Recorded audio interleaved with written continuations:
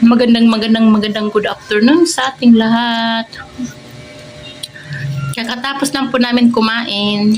Ang ulam namin ay adobong baboy. With ketchup yan. Nilagyan ko ng konting ketchup. Tapos, kumain kami ng pakwan. Pakwan na masarap. At matamis. Tamis. Ito ang favorite namin na prutas. Hindi siya mapula pero matamis naman siya. Masarap siya guys. Masarap. Kasi nag-prepare na din ako ng baon ko. Kaya may pasok ako mamaya. At ito mani. Tag 20 piso. Tapos may tinapay din. Ano? Tag 20 ano? Piso.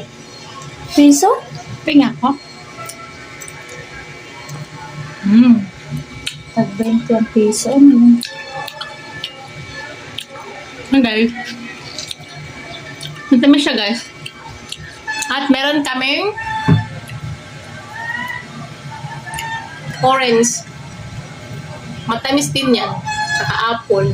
Bakit tama? Mahirap. Yan. Mahirap. Yan. Ubus na siya. Tingnan ko. Matamis ko dito.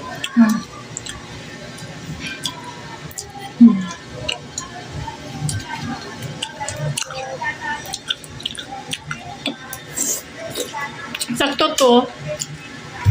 Para itong pakwan.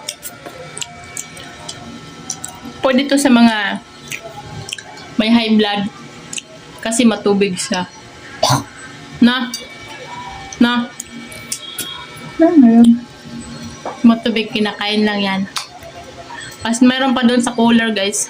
Nilagay namin yung kalahati nito ng pakwan. Nilagyan namin ng ice. Tag 20 lang. 20 pesos lang yan guys. Kaya bumili si Princess. Tas baka naman guys, mayroon kayong gustong-gusto nyo yung danggit ba? Baka makita dito. So yan po, danggit. Tag 125 ang pesos lang. So baka gusto nyo bumili, PM lang kayo sa amin. So ayan. Ayan. Tagig. So, PM lang po kayo guys.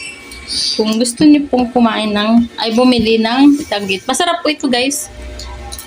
So yun po guys. Thank you for watching. So, paubos na yung pakwan.